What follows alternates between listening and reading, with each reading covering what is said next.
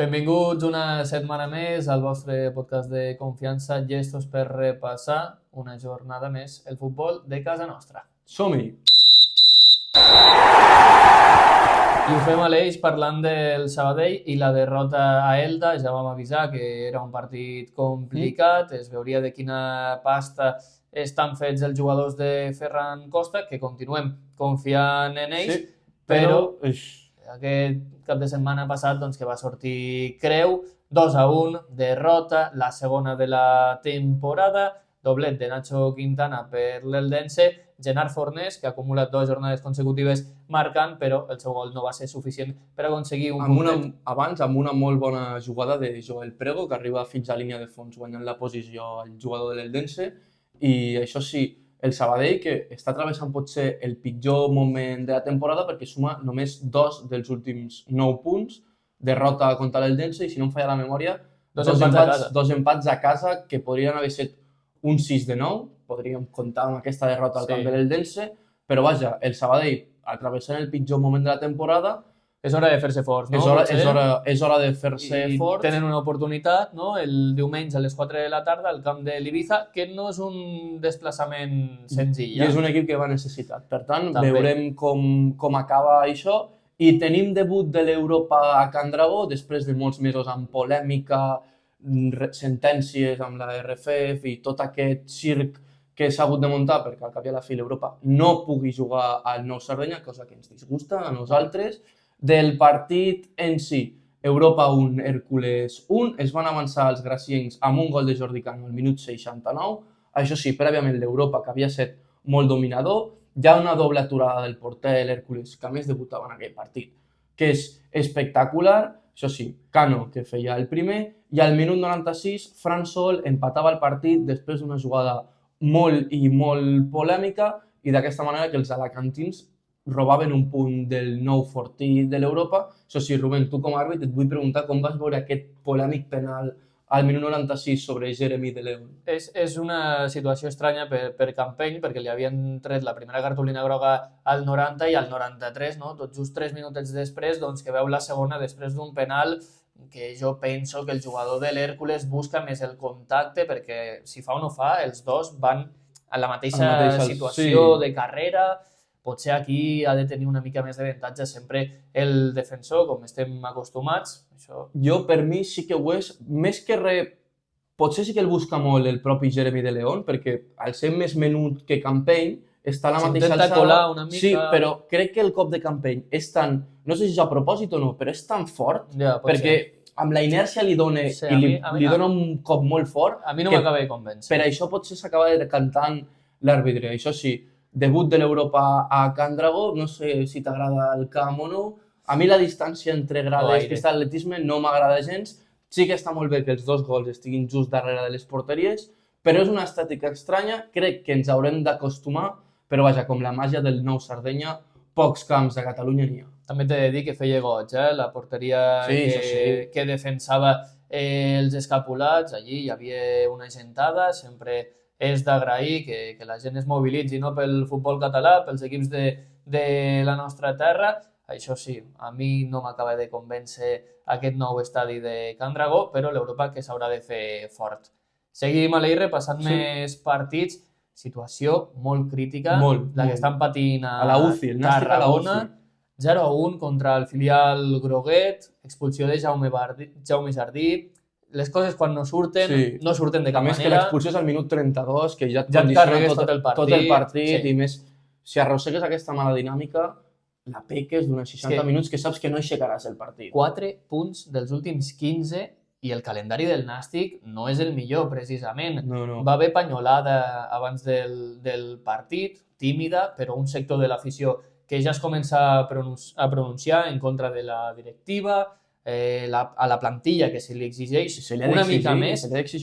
Potser a nivell de talent no és tan forta com l'any passat o fa 2, però és normal perquè et quedes a les portes de 3 ascensos en els últims 4 anys, però, ostres, és que el Nàstic per nom, per estadi, hauria d'estar a dalt i està patint una crisi molt i molt greu, obligats, no, Aleix? Sí, sí, el compromís d'aquest cap de setmana del Gimnàstic de Tarragona ha de ser una victòria, sí o sí, perquè juguen contra el Betis Deportivo, que és un equip de la zona baixa amb molt poques opcions de salvació. Per tant, Parralo no sé si continuarà. Crec que es jugarà el coll en aquest partit. Sí, perquè a més és a casa. Vull dir, per tant, és si no guanyes a un equip de descens... Sí, no.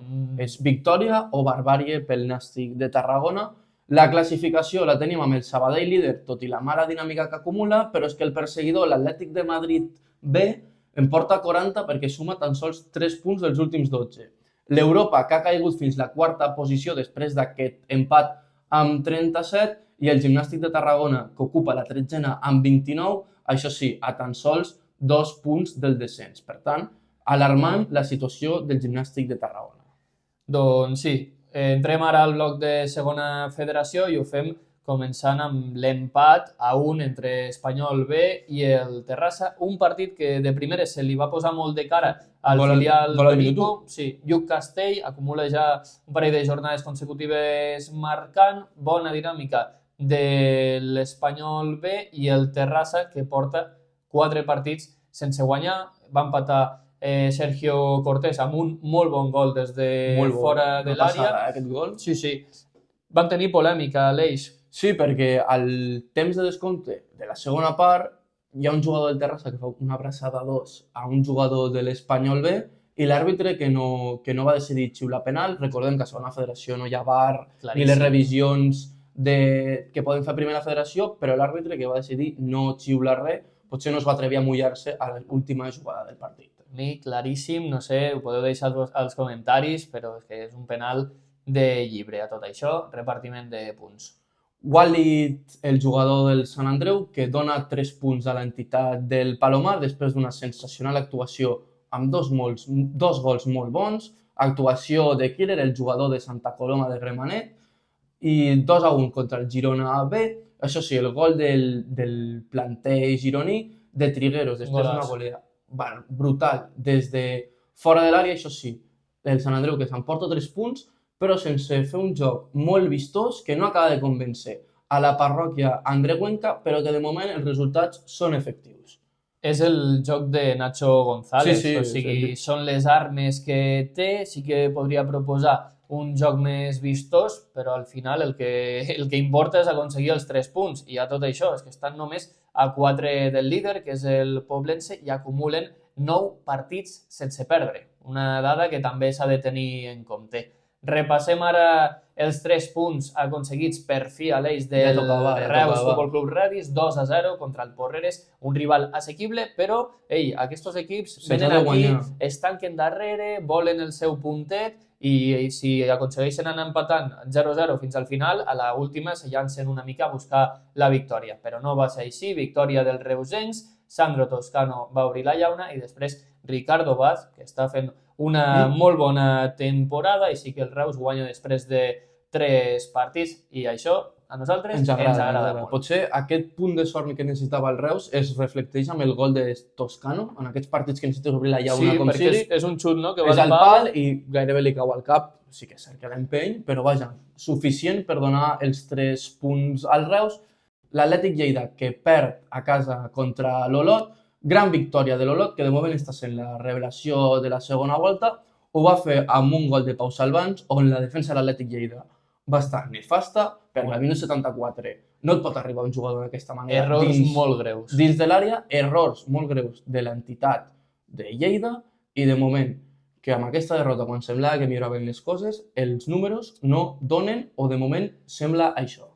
De moment sembla això, i hem de destacar a l'eix una actuació individual, la del golejador aquest cap de setmana, Pau Salvans, acumula 3 partits amb l'Olot i ha fet 2 gols al camp de l'Alcoyano i al camp d'Esports, i ha donat una assistència contra el Sant Andreu, el seu exequip. Jo confio molt en aquest jugador i confio molt a aquesta segona volta amb l'Olot. Crec que és un dels tapats, no sé si m'equivocaré o veurem què passa, però confio molt en aquest equip, estan molt units, creuen amb la idea que tenen i jo crec que donaran que parlar, donaran molta guerra.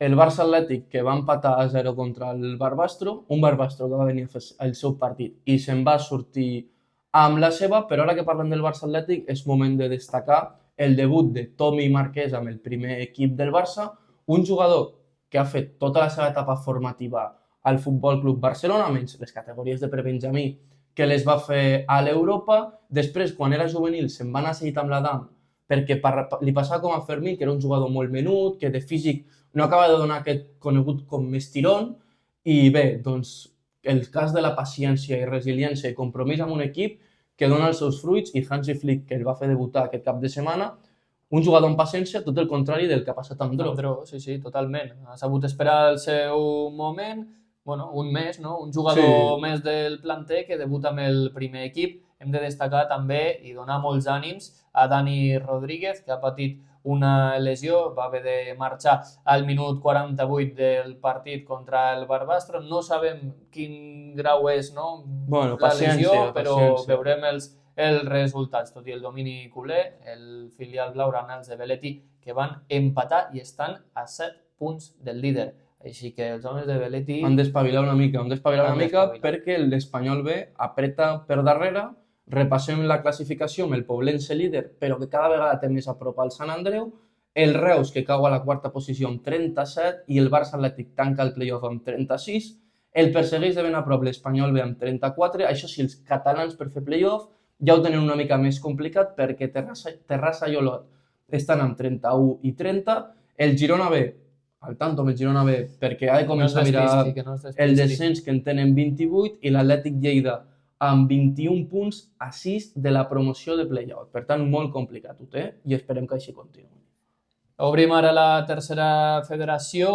Hem tingut sorpreses a l'Eix aquest cap de setmana. Jo crec que si haguéssim pronosticat no haguéssim encertat res, perquè va caure el líder, va caure el Cornellà 1-0 contra la Muntanyesa. Si és que el Nou Barris és molt apreta molt. Un gol de Gerard Batalla, el de Balaguer, que va obrir la llauna, l'únic gol del partit al 44.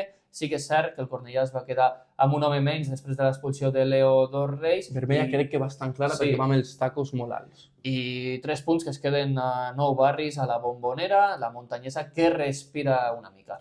I l'ambient a Nou Barris, que sempre és present, i moltes de les victòries que les celebren a la grada. Jo he vist per xarxes aquestes imatges que us posarem, gent amb la guitarra fent palmes.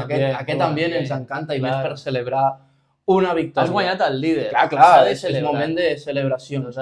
On no estan per celebracions és a Badalona, després de caure per 1-0 contra el Can Vidalet. És la segona derrota de la temporada, això sí, però tot apunta que l'equip no acaba de donar amb la tecla. Aquest cap de setmana visiten el camp del Cornellà i pot ser un match ball per l'equip, perquè tot i anar co-líders, les sensacions són negatives. Sí, són derrotes que fan mal, no?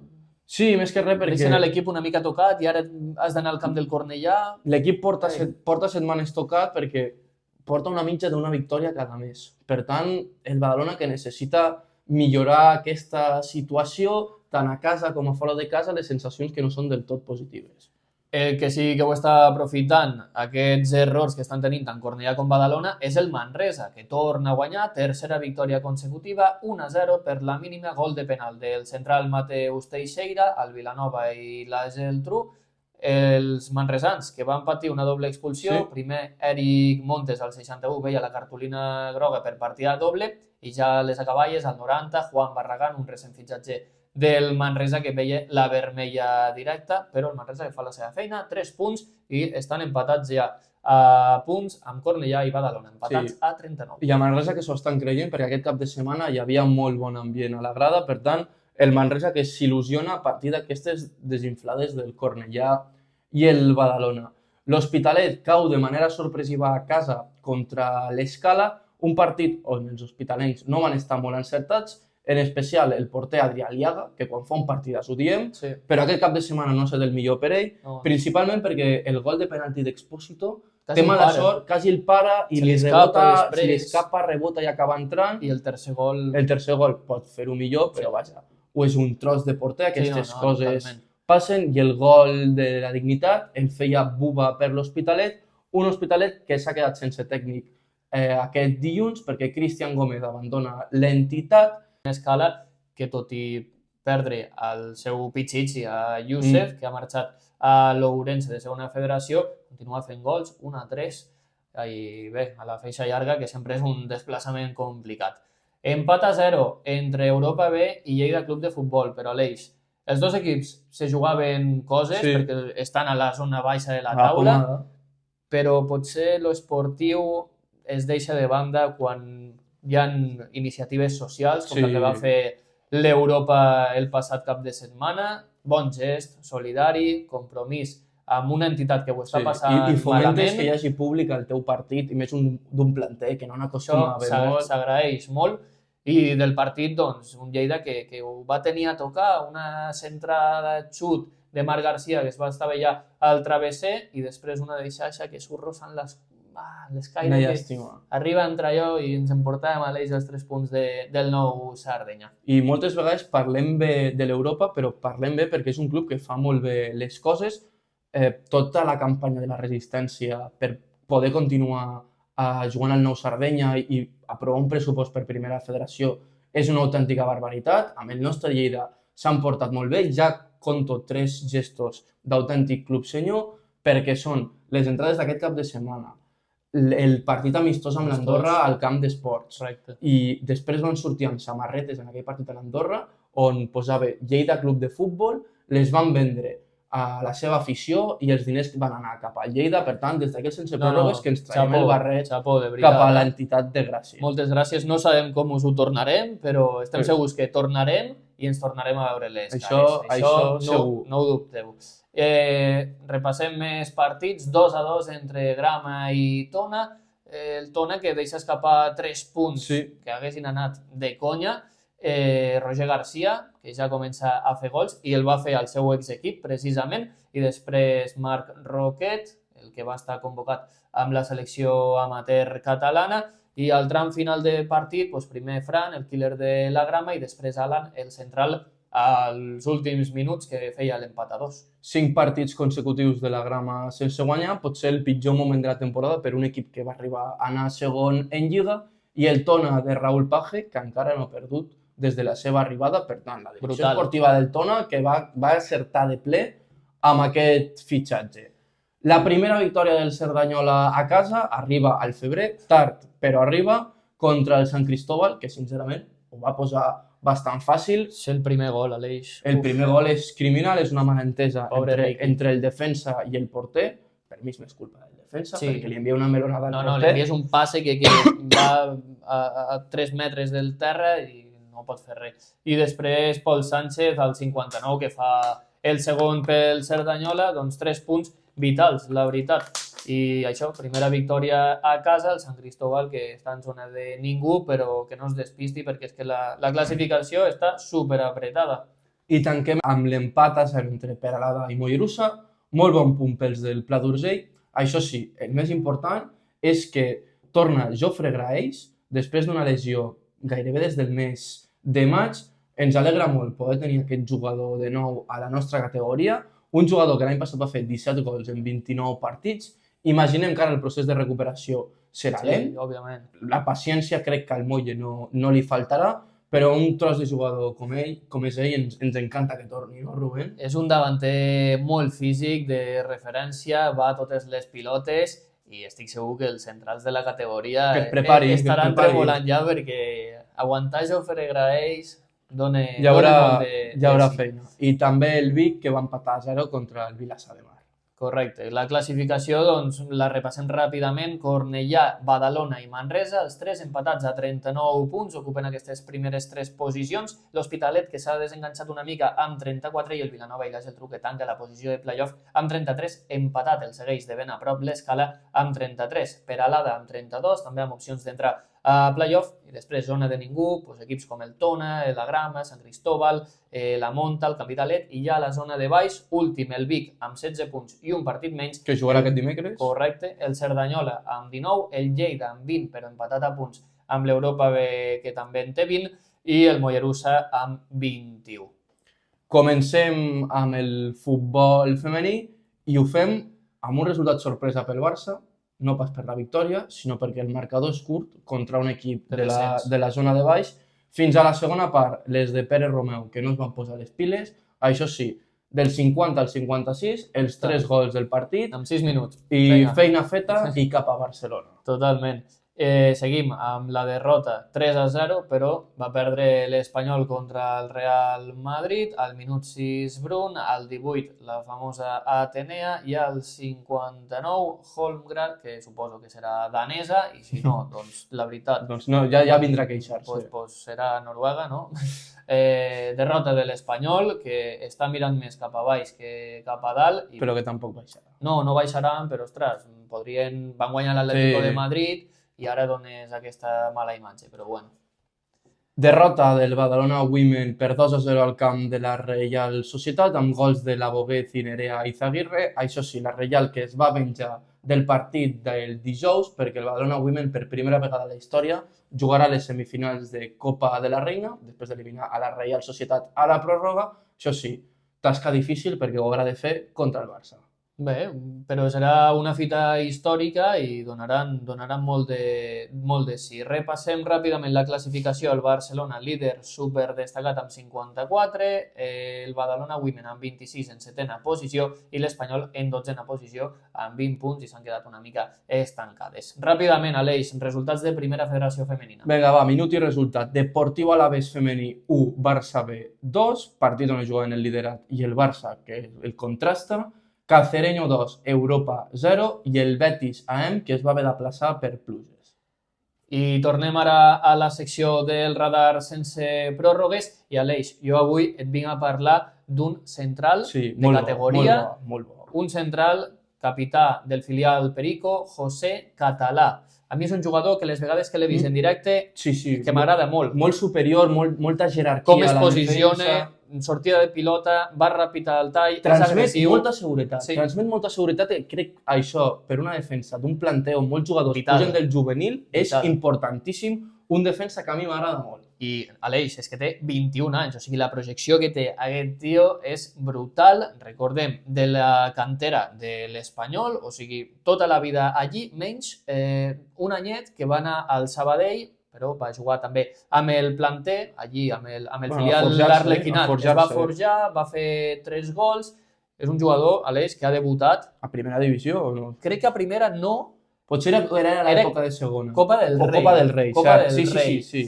Crec que ho va fer a Copa del Rei. Els que estigueu veient això i sigueu de l'Espanyol ens ho podeu confirmar. Si no ens ho confirmi ell mateix. Totalment. I és un jugador que ja us dic, jo l'he vist en directe i és que em sembla un pedazo de central, la veritat.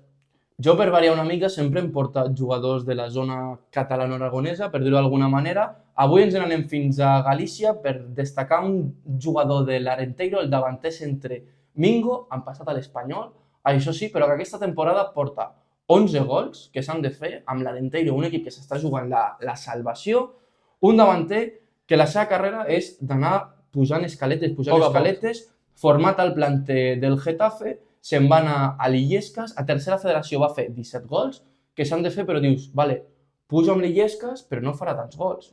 Anda que no, 10 gols que s'han de fer. A partir d'aquí, l'Espanyol B, que es va fixar en ell, va debutar amb el primer equip, amb un partit de Copa Catalunya, però bueno, s'ha de debutar i ara l'Arenteiro amb 24 partits, 11 gols, 22 anys, un davanter madrileny, que jo si fos un equip de primera federació o un planter o un segona, estaria molt atent. Per tant, equips de scouting, us fem el favor. Segur que el tenen ben fitxat al bo de Mingo, 22 anys, també una projecció brutal. Sempre us intentem portar jugadors joves amb projecció, no?, que diem nosaltres. Si voleu que parlem d'algun en concret, només ens ho heu de fer saber, mirem els números, mirem com juga i endavant. Aleix, toca secció de premis. L'MVP de la jornada, a qui li donem? L'MVP de la jornada és pel jugador de Santa Coloma de Gramenet, Walid Medeb, tot un personatge a mi les celebracions. En aquestes categories estan més que permeses perquè no es creuen ningú, són jugadors humils i si vols fer aquesta celebració, Walid, endavant, fes-la, home. Walid, i que si fas 2 gols, dones la victòria i a sobre completes un molt bon partit, doncs l'MVP que va per tu. El gol de la jornada és el mateix partit del Sant Andreu Girona B, el va fer Pol Trigueros, després d'una volia sensacional des de fora de l'àrea, que Iñaki Álvarez pot fer. A més, un jugador que era el seu debut com a titular amb la samarreta del Girona, per tant, no hi ha millor manera, li ha desfatat la victòria. Sí, sí, és un jugador que porta 2 partits amb el planter gironí i va ser un autèntic golaç, ja l'heu pogut veure. I el millor desplaçament, Rubén, tu que el vas poder veure en persona, per qui és? Doncs avui tornem a tirar cap a casa, el millor desplaçament és el del Lleida al Nou Sardenya, uns 200 aficionats, una mica més, sí.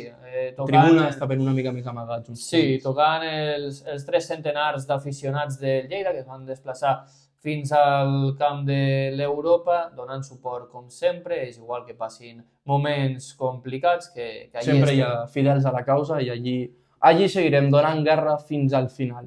I el partit de la jornada avui, el partit de la jornada aquest cap de setmana, que és de tercera federació, duel de co-líders, trilíders, perquè el Manresa està allí, sí. Però vaja, Badalona-Cornellà, Cornellà-Badalona, més ben dit, tots els equips que s'estan jugant el liderat, i l'empat no serveix a ningú perquè si guanyen, torna a començar aquest logo.